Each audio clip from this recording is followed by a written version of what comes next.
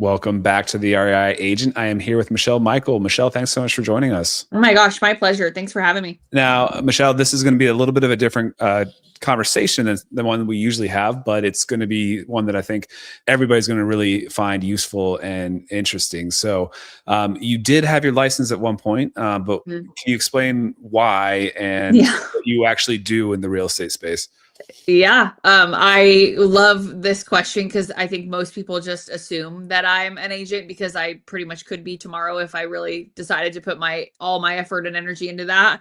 But I got my license actually in 2020 because I was living in Fort Polk, Louisiana. My husband is retired Special Forces, and his first duty station as a civilian contractor was just outside of Fort Polk. He was one of the H2F strength coaches for Ranger Regiment and a battalion there of guys with the intention of trying to get Fort Polk to BRC, which is called Best Ranger Competition, essentially the Olympics for the Army. Yeah. So we were living in this really cool, I should say, not the coolest town, but we were living in this really cool scenario that led us to a military town that was very small. And what happened was, as my career grew, I started realizing I have friends in like all of these military towns all across the country. And a lot of my clients are in all of these cities that people are PCSing to. So I would have girlfriends that were moving or PCSing to Fort Collins or Fort Knox or Fort Bragg or wherever. And I'm like, oh my gosh, well, I have literally clients in those cities. So why would I not have my licensing and get the referral fee for doing so? So that's why I got my license.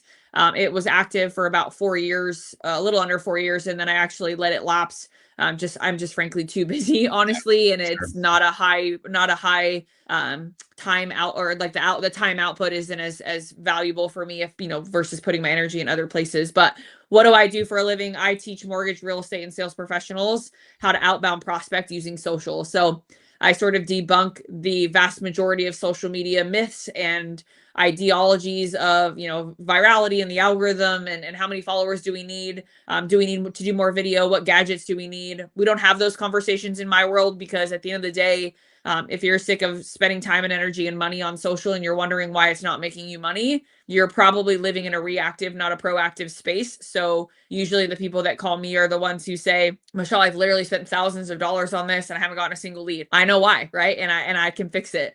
And so that's where, my love of real estate has really been born. I work almost exclusively in the real estate and mortgage space, but have had the luxury and just pure joy of working with a lot of entrepreneur organizations over the last couple of years and speaking on a lot of stages there. And it's really exciting and empowering when you see light bulbs go off for people when they realize, wow, I can see why I've been not able to produce anything off of all of this. And this is such a simple thing. And you're telling me I can actually do less? No way, really? And it's a very freeing feeling for a lot of our clientele. So it's exciting. Man, I know a lot of people listening here have just perked up and are excited to hear you unpack some of these gems. My first question is what are people typically spending thousands of dollars on? Are they doing like video editing, video production in general? Is that usually where the money suck comes from? Not like Gosh, there's a whole lots of buckets, right? I mean, I had a call just a couple days ago with somebody who spent $5,000 on branding by itself, right? So, you're talking mood board, logo, the overall vibe, aesthetic, color palette, all of that, which that alone is just crazy to me that that's what we're paying for those things, because I don't think it's necessary in any capacity. Another big one is videography, paying for people to do video shoots. You're sitting in an office with a camera in your face. Photography is another big one. Like they feel like they have to do branding photo shoots all the time. Another big one is social media output, meaning like actually posting on social for them. Lots of people spending money there thinking that, oh, I have a social media person, she's posting all my content. Great, but you haven't made any money from it. So, and your content, from what I'm looking at, isn't personalized to you, and just this isn't going to work, right? So they're outsourcing without putting themselves into it, and that creates a huge problem. So I've talked to some people who are spending $1,500 to $2,000 a month or more on having someone just post on social for them, and they haven't gotten a single lead from it. And to me, it's a waste of energy, and frankly, a waste of money. So It's kind of sad. Honestly, if you add that all up, I mean, it's like thousands and thousands and thousands of Yeah. dollars a month that people are paying. Yeah, well, and so you broke it down. I mean, the basic thing you said was that they're being reactive instead of proactive, right? So can you dive into that a little bit more? What do you mean by that? Yeah, for sure. So I mean, I've been doing this for almost 11 years. I've been in business since 2014. And the number one thing that I see still to this day here is I'm posting and I'm outsourcing, having someone do this for me so that I don't have to worry about it, so that I can go focus on the things that make me money, which is, helping buyers buy or getting a house ready or prepped to sell, and or prospecting new opportunities or farming, whatever, insert word, right? Sure. So they think that they can just outsource this and take themselves out of it. And a keynote I did recently, I described it as like the big red Staples easy button. That's what they're hiring a social media person for. They're like, here, let me just push the button and I can take myself out of it. The problem there is that they are living in a very reactive space. So if we think of the difference between reactive and proactive, reactive means you're sitting back and you're waiting for something to come to you, right? So you're paying this person, or you yourself are doing it, you're producing the content, and you sit back and you wait and say, somebody's going to message me and want to buy a house today, right? And you're like, you post a piece of video content and you're just expecting that that's what's going to happen, because look how good my video is, right? So you post it and you wait and you say, well, how come I haven't gotten any messages? Why is nobody reaching out to me? So you're reacting. Another great example is if someone comments on your post, you then respond, as opposed to you initiating the comment in the first place, right? That's another difference between reactive and proactive. That gets into the prospecting piece specifically. I call it breadcrumbing versus ROI prospecting. But I would say 99% of the agents that I talk to on a weekly basis are telling me they post content, they're commenting on people's content, but they're not intentionally reaching out to someone with the intent of getting an opportunity booked on their calendar in any capacity. So that's when I ask them the question to queue it up.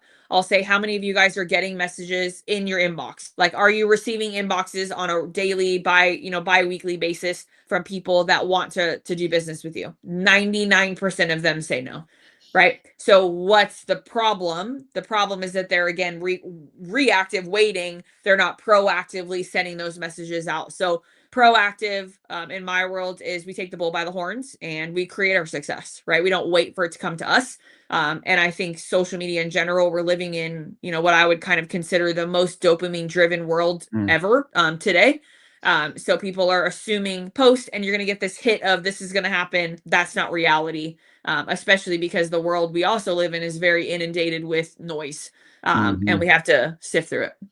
Yeah, interesting. So what you're saying reminds me of somebody that came on here once and talked about some outreach suggestions, or how they see some social media success.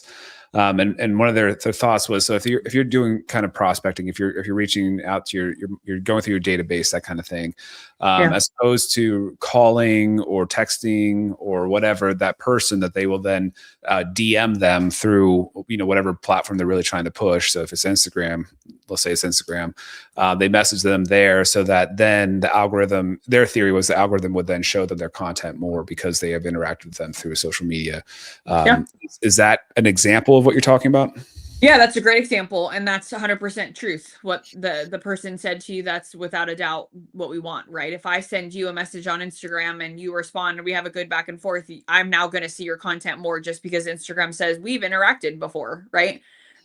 So proactive outbound prospecting for an agent specifically is the way I describe prospecting, and I'm getting ahead of myself, but I want to back up for just a moment and describe the framework here. So outbound prospecting, the things you need to think about are really a trifecta or trifold, right? Number one, what do you need in your business on a monthly basis? We call them drivers. So what drives inbound opportunity for you?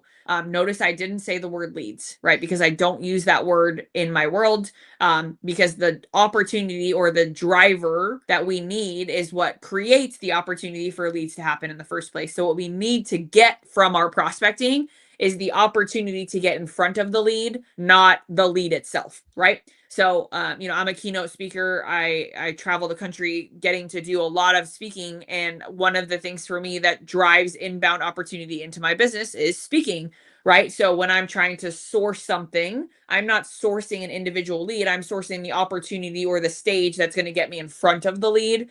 And so we have to understand sort of the difference in that in our minds.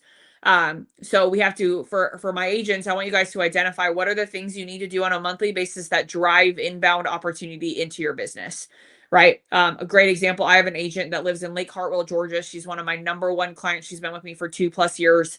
Actually heard me on a random webinar, and she said I was the only person she logged in for. And she was like, well, I guess that's God telling me I found the right person. But it was a really cool female real estate summit that I was on. But her name is Stephanie Hartwell. She lives in Lake Hartwell. I'm sorry, Stephanie. And she lives in Lake Hartwell, Georgia, right on the border of Georgia and South Carolina.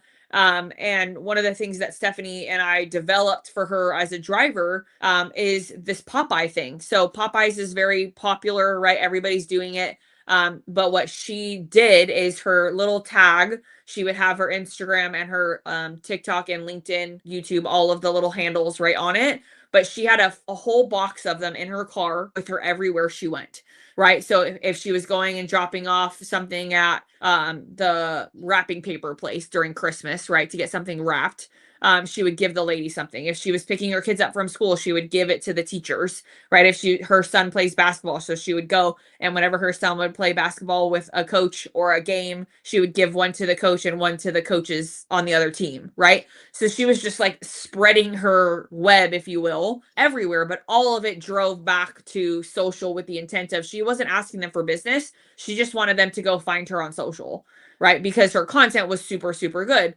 Obviously that's something that we had worked on, but Yeah. what the point there is that's a one-to-many opportunity. A one-to-one is different. A one-to-one is I'm sending you a message with the intention of I want to meet with you directly, right? So an agent needs to have a one-to-many opportunity, like something like what Stephanie does. I have a lot of agents that are like sponsor running races or their kids, whatever it is, right?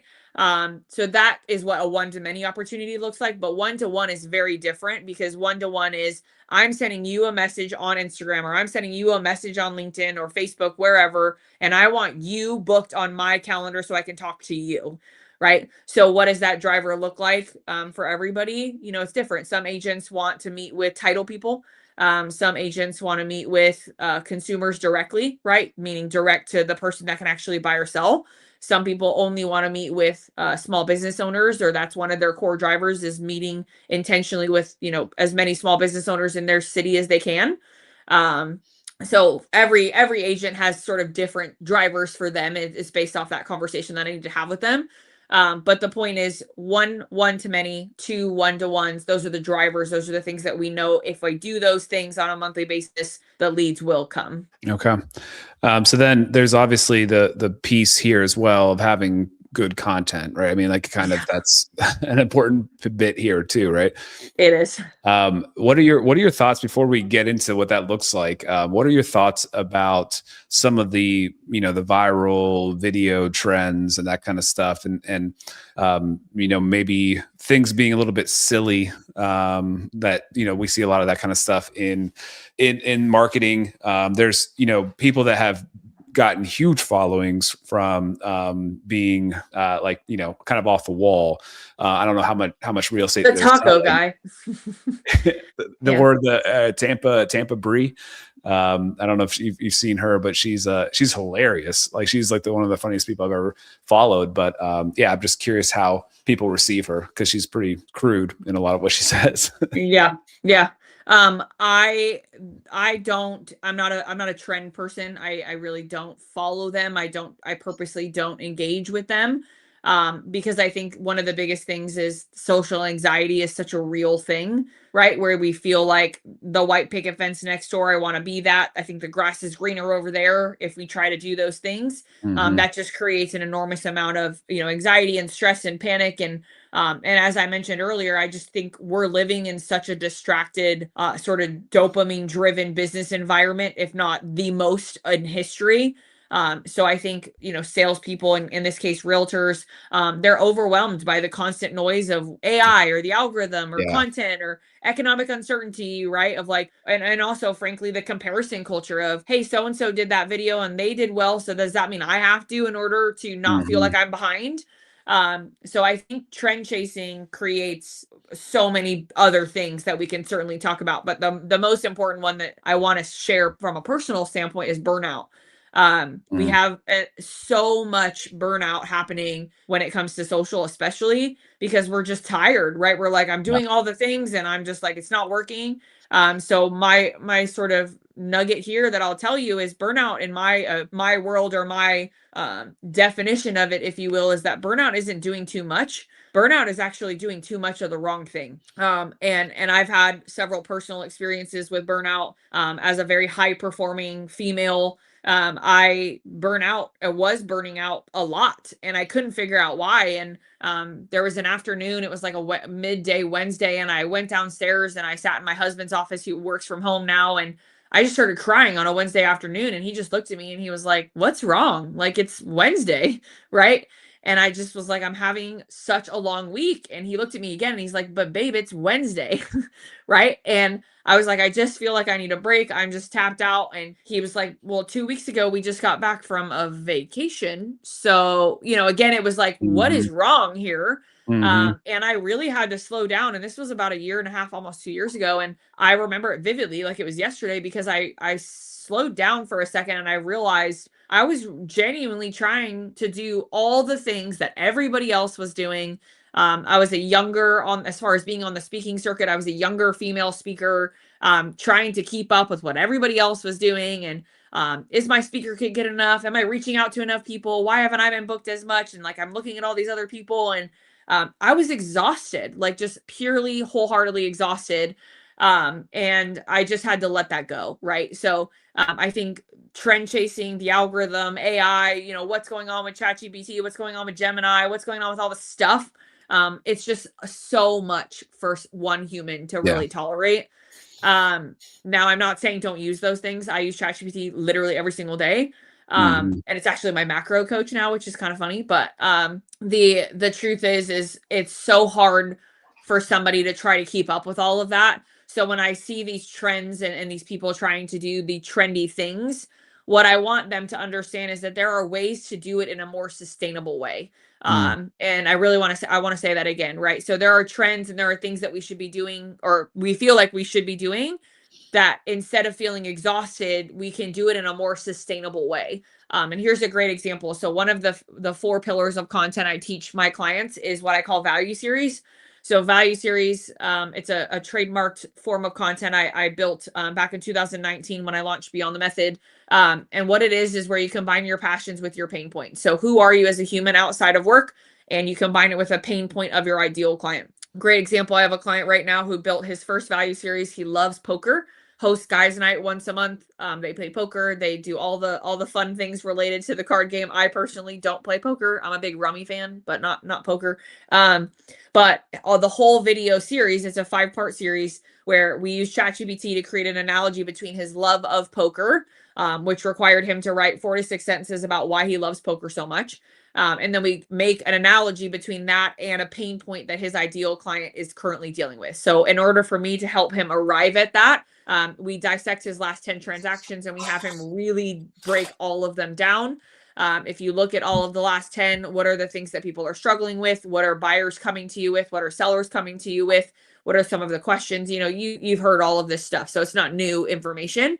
But when we dissect a pain point, we really, really don't want it to be white noisy, right? So if you say a pain point for someone buying real estate right now might be the down payment. We'll just use that as an example. This is a good one. Down payment is the issue. Okay, well, great. So let's dissect that more, right? And what really the pain point is that I can afford the monthly mortgage payment, but the down payment I just don't have, right? So I can afford the $500,000 house, but for the, call it $3,000 a month payment, but I can't afford the $50,000 that it's going to require of me to get there, right? So that's the actual pain point, not the down payment being the word, right? So when I work with my clients, I really, really need them to dig in and put a microscope on what's the actual problem, what's the actual issue, And then we get in ChatGPT and we say, hey, ChatGPT, can you create an analogy between this guy or my client's love of poker and their pain point being X? And you copy and paste those 3 to 4 sentences attached to passion, attached to pain point.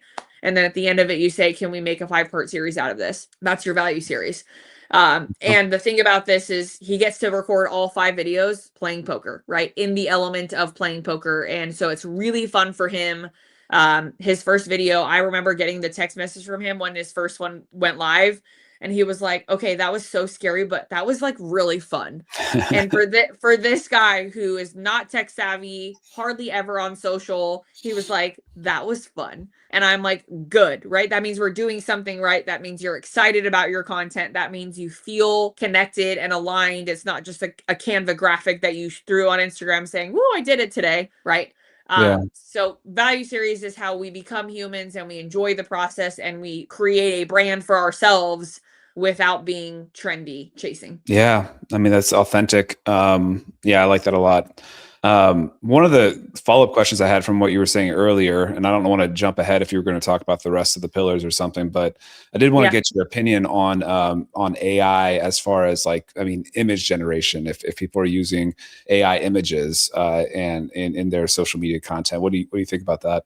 I'm a proponent against, or in the sense of I'm against it. I'm also, and I'll tell you why, transparently, right? I go to a lot of events. I speak at a lot of places. And one of my absolute favorite things that has ever happened to me in the history of my speaking career was actually last October. So I spoke at this big event called Sales Mastery, very popular event on the circuit. And I was honored to be a speaker. I went like most women would and bought a new dress for the occasion and was very excited about it. And I got tons of compliments on my dress. And the next morning I showed up in yoga pants and like my company's swag jacket that I had made. And I'm a big fitness person. I work out a lot. Even though I'm incredibly pregnant as we record this, I still try to work out every day.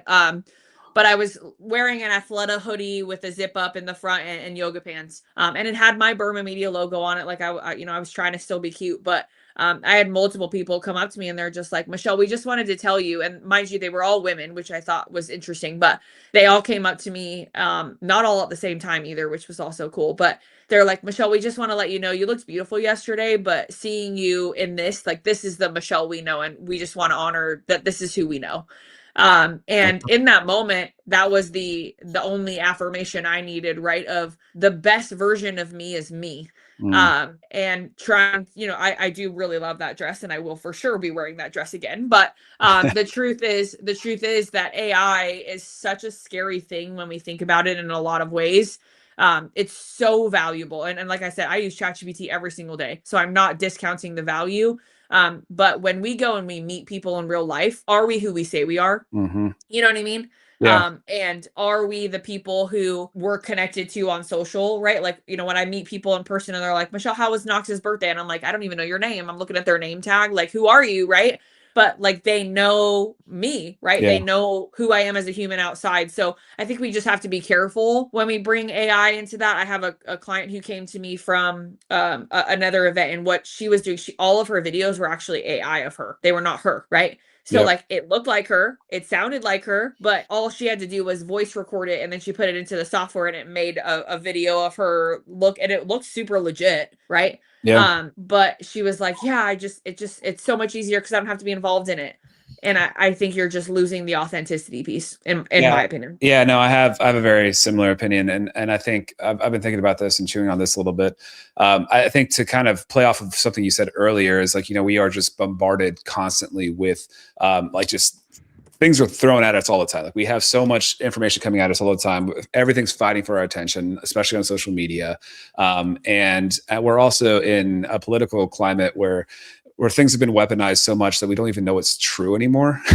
Yeah. Like not a fundamental truth that anybody can agree on. And I think that as soon as you get the sense that it's AI, and I think the image is going to be the first easiest indication that it's AI. Like you're going to see it, you're going to feel it, whatever.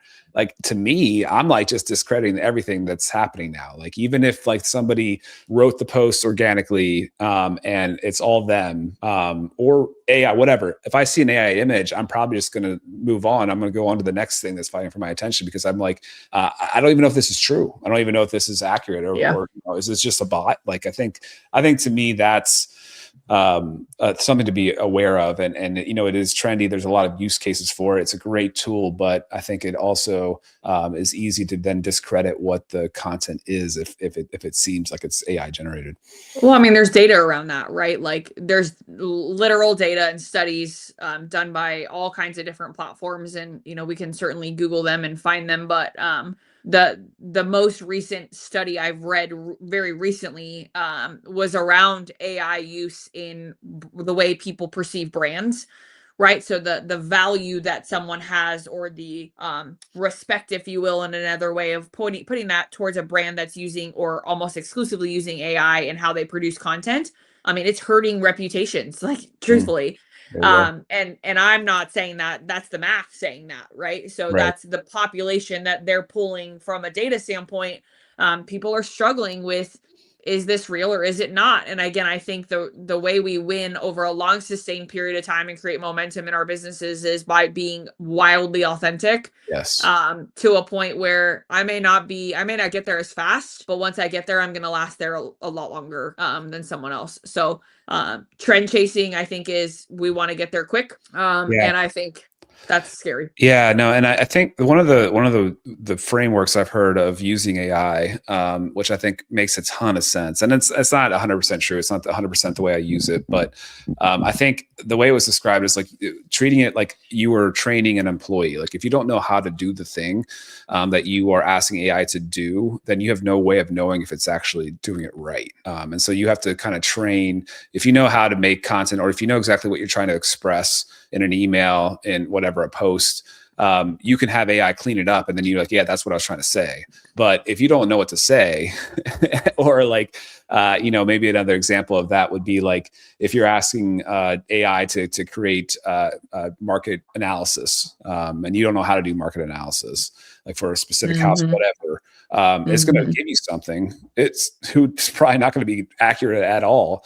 But if you don't know how to do it yourself, you don't know really how to vet whether it's accurate. And I think that's maybe a lens of which you can use AI as a tool. But if it just has to be like you're training an employee to do it, and you identify that it's accurate. Gosh, that's so good, right? Think about that for just a moment, because when you think of AI, it's a springboard. It's designed to be a assistant to what we are already trying to do. Not, I don't know how to do it, so I'm just going to have ChatGPT do it and then make it look like I did it so that it makes me feel good, right? And I got this question because I wrote my first book in 2025, really at the end of 2024, and then it came out in August of 2025. But I had like a lot of friends that are like, well, did you use AI? And I was like, let me like dissect this for a second. Did I use ChatGPT? Yeah. But here's what I did with ChatGPT. Right. And I put, oh my gosh, hours and hours and hours of content into ChatGPT before I even came up with a table of contents for the book. Right. So did I use ChatGPT to write the book? No, right? I used my hours and my time and my energy and frankly my brain, right, into ChatGPT. I then created its own chat, right? You guys all know this, right? You can create your own individual chats. So in my Black Line chat, which is the name of my book, I have, probably 50 hours worth of data inputted into it. Audio recordings of me going on podcasts. I was on stage at an event, and I brought up the title, The Black Line, for the first time. Copy and put the audio transcript into ChatGPT. I am feeding the crap out of this chat. The Black Line, all the stuff, all the thoughts. I even remember some times where it was 2 or 3 in the morning, and I was like, oh, that is such a good idea, and I need to go put that in. So I'd write it down in my notes in my phone, and then I'd go put it in chat in the morning. So did ChatGPT help me write the book? Absolutely. Did it write the book for me? No freaking way. Right. You would, like managing what's coming out. I have a book on the 4th round of editing right now. And Very cool. like Yeah. like just coming up with the brainstorming of the table of contents, for example, that's, so incredibly valuable just to be able to, like, for me, I'm like a verbal processor. So I'm just going to be talking to my phone to ChatGPT or whatever, for a long time about what I want to talk about, what I want to cover. And then we just kind of dive into each thing. So kind of like a mind map, but just, structured through ChatGPT to begin with. Yeah, and that's what it's so good for, right? It's so good for, hey, I have all these ideas, just help me like streamline it and compartmentalize it. Yeah. Or hey, I have this thing, but I'm really stuck on like how to go from this to this. And I when I apply for things, which that's a big one, right? Like whether you're applying for podcasts or speaking things or whatever, a lot of the applications are very similar, right? So if I've inputted all the data into ChatGPT, I can then say, this is a different application with, this is the sort of theme of the event. Can you help me adjust this to match this? Done, right? Takes me 5 seconds. So in that case, it becomes an assistant to me, not this just did it for me. And I think that people really need to understand the dichotomy between those two things. Because when it's used as this is just doing it for me, that's to your point, when we just tune you out. We just can totally tell that that wasn't you, didn't match you. I'm done. Yeah, no, 100%. I love that. And we could probably talk about that for a long time and other use cases for it. But do you want to give us another one of the pillars? Like, I'm curious what else, content wise is something that you teach. Yeah. Content's not my signature sauce, if you will. Like, yes, I teach it and yes, we work through it with our clients, but the prospecting piece being my superpower. But on the content side, value series is the most important. The other one of the other pillars is what I call lifestyle reels, which a lot of people are doing similar things, but what I'll just dissect it for you from a business standpoint. And for those of you guys listening, these are designed to be personal videos with a subliminal business play on them. So these are not your traditional, just like general reels, right? These are, you're doing something personal to you, and the quote on it or the text on it is alluding to the fact that you're a busy, available for hire agent that someone should reach out to. So it's a play off of, hey, we're being funny, but also I'm subliminally marketing, as opposed to, the traditional, I hate to say this on a agent podcast, but hopefully I strike a chord in a good way. If all you're posting is real estate, listing, open house, this is how many units I've done this month, congratulations, here's the market average, or market price average in my city for Gilbert, Arizona. Like, come on, guys, right? Like, find something better to do. Because that's not good information, but I, as the consumer of, am I going to buy a house with you or have you help me sell a house? I don't care about any of that. Yeah. One of my pet peeves is like just content. Like, I'm not saying it doesn't have a place at all, but like just like posting somebody at the closing table. Like, they don't want that. they don't really want that shared. Sure. And like and nobody really cares either that's consuming that. I think like a Google review, sharing your, like a client experience, I think that's, another way of saying you had a transaction or whatever, but it's, that's a little bit different. But yeah, I hear what you're saying. I mean, I think it's not really, even that's not, I mean, people might see that they had a good experience with you. It's more than just, at the closing table, forcing them to like, I wouldn't want to be there. I wouldn't want to be in that picture right now. But yeah, like, it's not really giving people what they really want. No, what people want is, do I like you, and do I want to hang out with you long enough to go through this transaction where you're going to intimately know my family and I'm going to obviously to some capacity have that experience with you. And when you think about, this is a quintessential statement I'm about to make, but when you think about families with kids and dogs, right? Like, I'm inviting you into my home to help me buy or sell. Hopefully you like dogs, right? Like, I mean, because that's one of those things where we're so business mindseted all the time, and we're so like professional that we forget that a transaction doesn't even happen if I don't like you. Right. So the lifestyle real aspect of things, why I really sort of honed this in was, for example, I'll throw myself into this mix here because I had that moment in many years years ago where I was like, maybe I should just sell real estate full time because I love it. Right. And I talk to you guys every single day. And on the mortgage side too, I can't even tell you how many mortgage companies have been like, will you come work for us?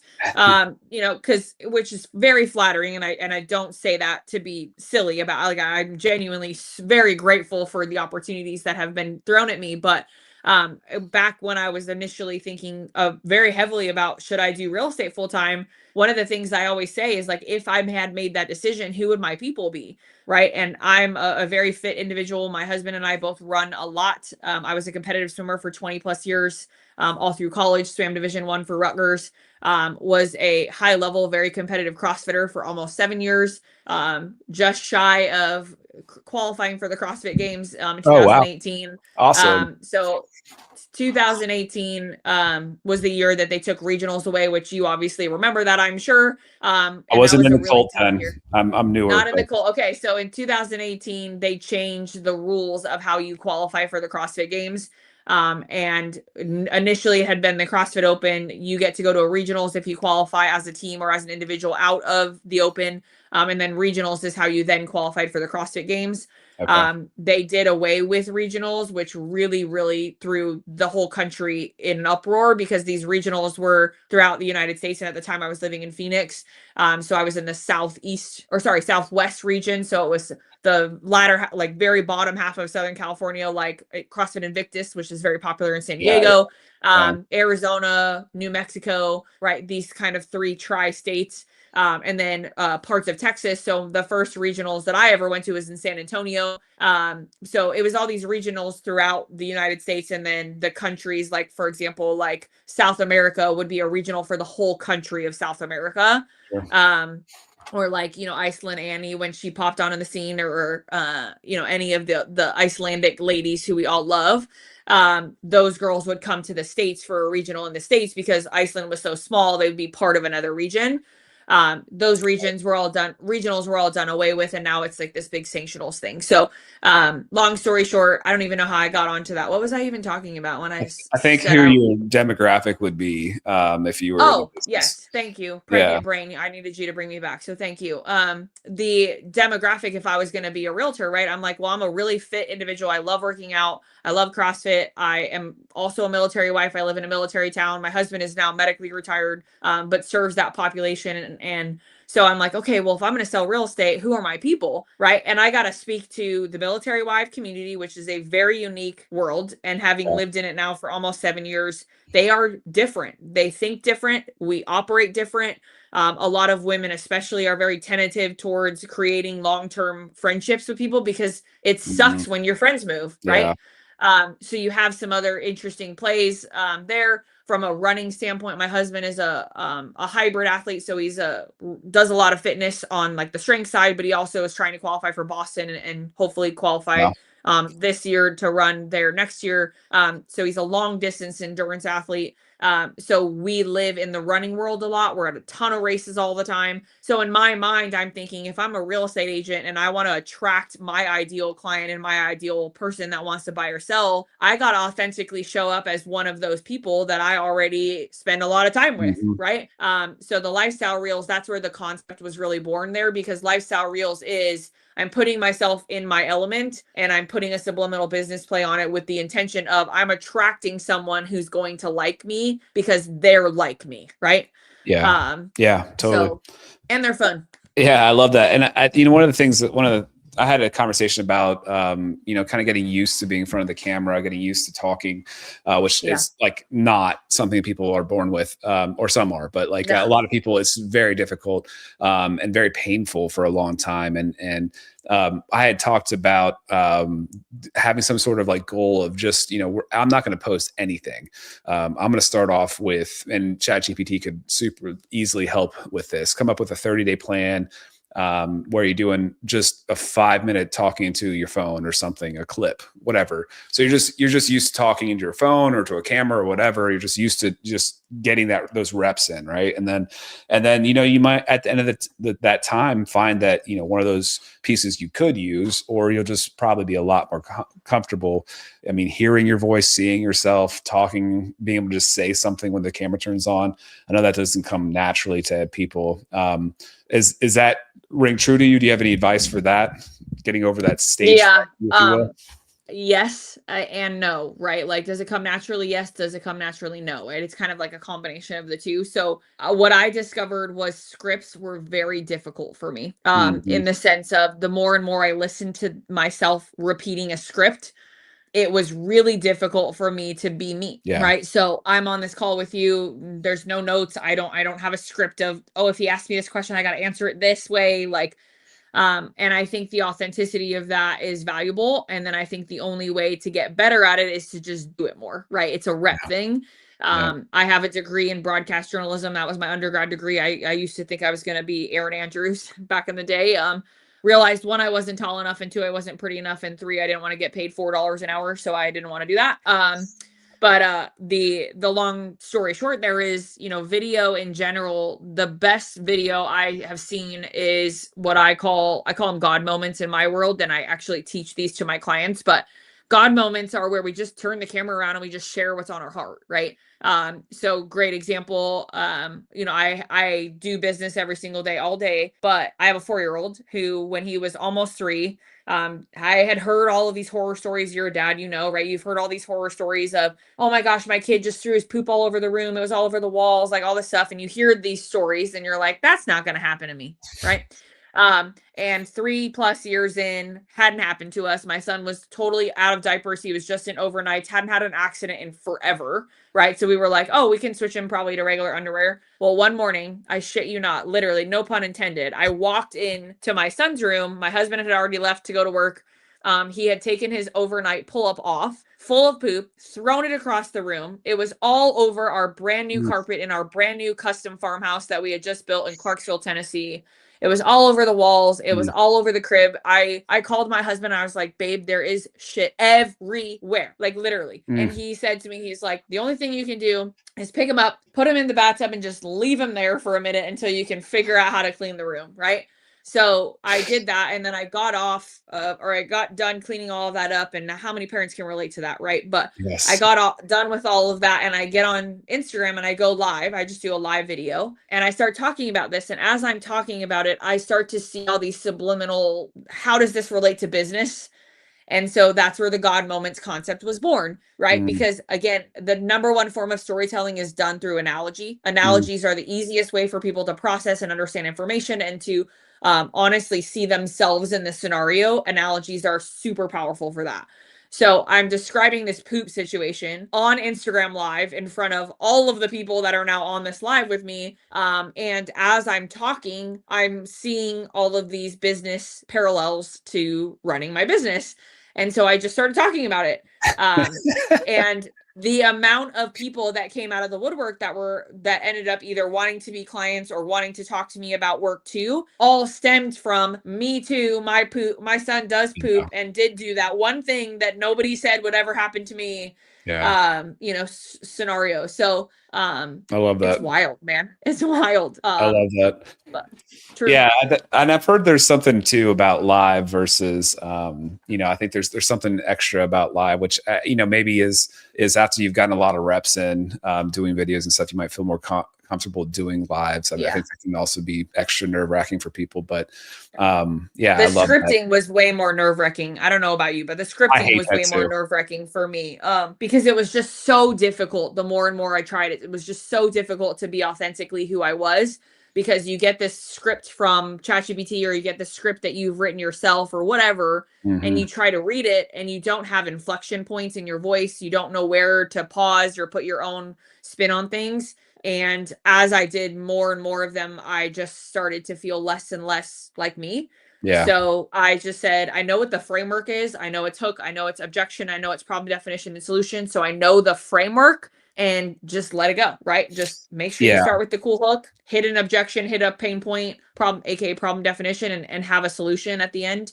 And the first couple you do are going to suck and you'll just get better and better at them, like as you go. Yeah, no, I think the like having like a bullet points, having like an outline of sorts, I could see being helpful to keep me like on track. But otherwise, same. I mean, I could see like why I would want to, or why I would have wanted to starting off. Now that I've done this podcast forever, it's not an issue for me to get on and just speak. Not that I am the best speaker in the world.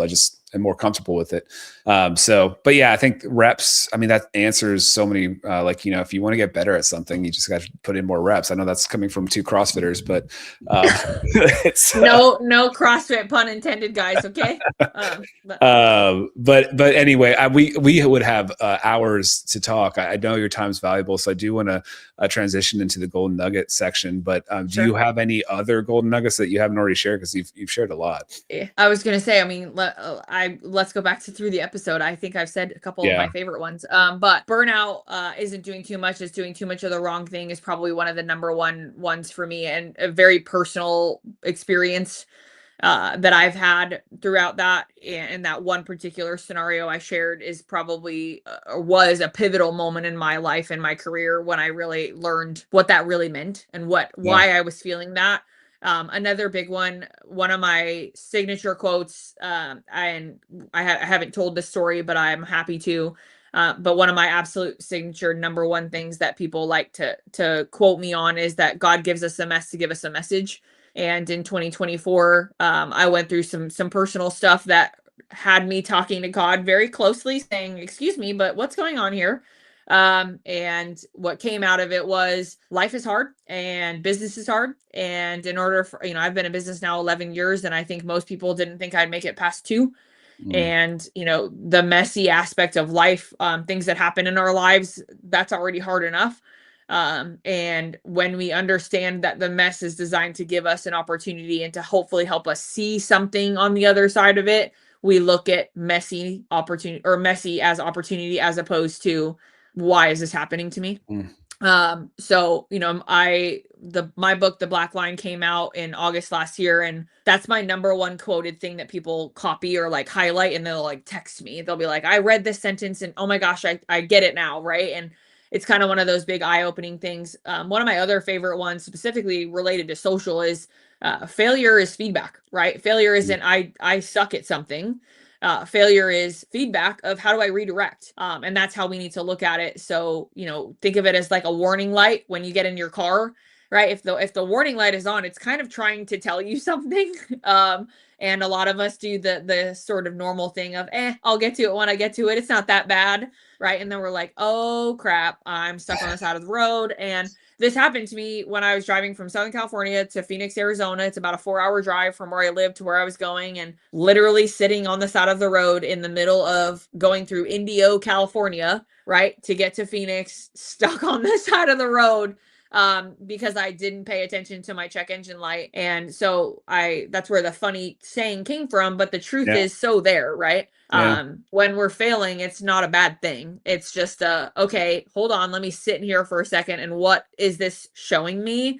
What feedback is this giving me? And if I'm gonna keep doing the same thing and expect different results, which we've all heard this quote, right? That's definition of insanity. Right. It's pretty stupid to try to keep assuming that eventually it's just gonna fix itself, because it won't. Right. No, I love it. That's so true. Do you have, you already mentioned your book a couple of times, but do you have a book that you think is fundamental for everybody should read, or maybe one you just currently really enjoy? Yeah, I have one, really two in particular, especially for anyone listening to this that's a high performer or wants to be.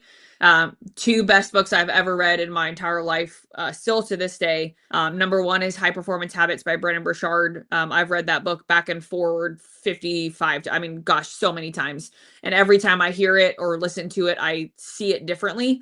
And I think that that's important, because what he does is he traits the 6 high performance habits of a high performer. And if you're missing any of those traits, what does that look like? How do you find it? How do you acquire it? All of that. So reading it in 2019 when I launched Beyond the Method versus reading it today, I read those pages a lot differently. So it's kind of one of those, you can go back to a million times and get something different, especially as you evolve in your career. And then the other one, my number one favorite book I have ever read in my entire life. And if I ever have the chance to meet this man, I swear I will hug him until he tells me to let go. But Jim Collins wrote the book Good to Great.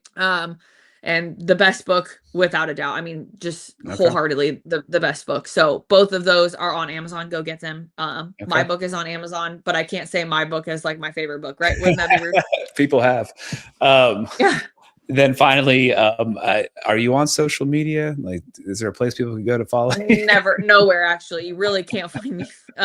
No, yes, of course. Berman Media Social, all over, everywhere. Instagram, Facebook, LinkedIn, TikTok, doesn't matter. You'll find me. Michelle Berman Michael is my full quote stage name, but legally Michelle Michael. Awesome. Michelle, thanks so much. Like I said, we could talk for hours. This has been really fun. I really appreciate it. And it's always great to talk to another CrossFitter.